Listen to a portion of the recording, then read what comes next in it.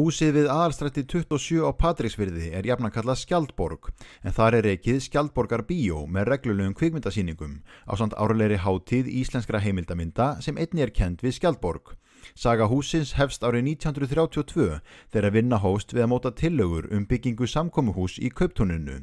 Það var síðan ekki fyrr en árið 1980 þegar Skjaldborg var gerð upp að miklu leyti sem ráðist var í að útbúa bíóaðstöðu í húsinu. Árið 2003 tók Lionsklúbbur Patreksfjarðar svo við rekstri Skjaldborgar, en þá var húsið mjög illa farið að utan sem innan, en Lionsmenn réðu strax í verulegar endurbætur á húsinu með það fyrir augum að koma þar aftur af stað bíósýningum sem höfðu legið niðri árabil. En það er ekki algengt að sjálfboðaliða samtök á borð við Lionsklúbbin reki kvikmyndahús í svo fámennum bæ, en öðruvísi myndi dæmið þó líklega ekki ganga upp. Lionsklúbburinn leggur þetta fram í sjálfboðavinnu og vinnur hér heilmikið starf á hverju ári. Þetta eru sirka 40 vinnustundir per vika, þannig að þetta er alveg ársverk sem að menn leggja hér fram. Sýningarnar eru á eðlilegum náttúrulega basis að þá eru þetta 2 til 3 sýningar í hverju viku. Sýnum myndirnar oftast einu sinni, stundum 2 og 3 og það er á þessum sjálfboðaliða basis sem að þetta bíó getur rekið sig. Ef að þyrfti að borga laun til mannskapsins að þá myndi engan veginn ná að reka sig. Við erum ekki með nema cirka 1300 manna samfélag hér sem að sækir þetta og það er bara virkilega ánægjuleg að geta boðið upp á þetta í þessu samfélagi. Verðlaunin þau hljóta að vera gríðarlega samfélagstengt. Það hlýtur að vera mjög þakklátt að það sé til staðar bíó á Patreksfirði. Já, við finnum það. Að það er ekkert sjálfgefið að svona bíó sé í rekstri sem að sýnir allar nýjustu myndirnar sem að koma út. Við sýnum 80-90% af þeim myndum sem að koma til landsins. Og við leggjum okkur líka virkilega fram við að hafa breiðan markhóp. Ef við værum fyrirtæki, að þá myndum við náttúrulega bara sýna myndirnar sem eru vinsælastar og það eru tölvugerðar, svolítið skjóta og drepa myndir.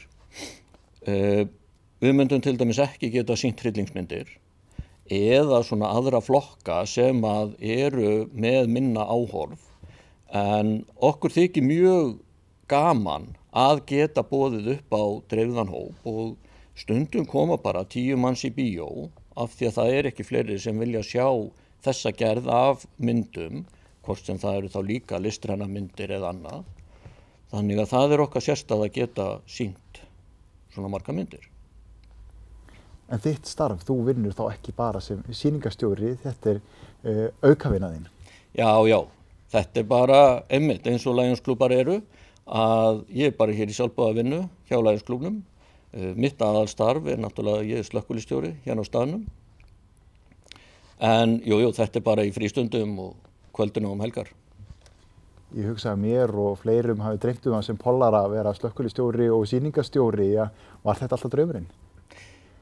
Nei. Ég bara óvart lenti inn í þessu. Það er í svona litlum samfélögum að ef að þú réttir litla putta og ef þú ert til í að gera eitthvað þá máttu gera nokkurn veginn hvað sem er og þú ert beðinn að gera alltaf mikið meira. Þannig að það er erfiðara að segja nei heldur en já. Þannig að maður lendir með mjög marga hatta. Bíómyndir í dag koma ekki lengur á spólum, heldur á stafrænu formi og því þurfti Lionsklúbburinn að ráðast í það að safna fyrir stafrænu DCP sýningakerfi þar sem samfélagið lagðist á eitt við að ná því markmiði. Það var félagskapur hér, kvikmyndaklúbburinn Kitty, ásamt Lionsklúbbi Patreksfjarðar sem að tóku að sér í 2-3 ár að safna fyrir nýju sýningakerfi. Svona sýningakerfi kostar einhverja 10-12 milljónir.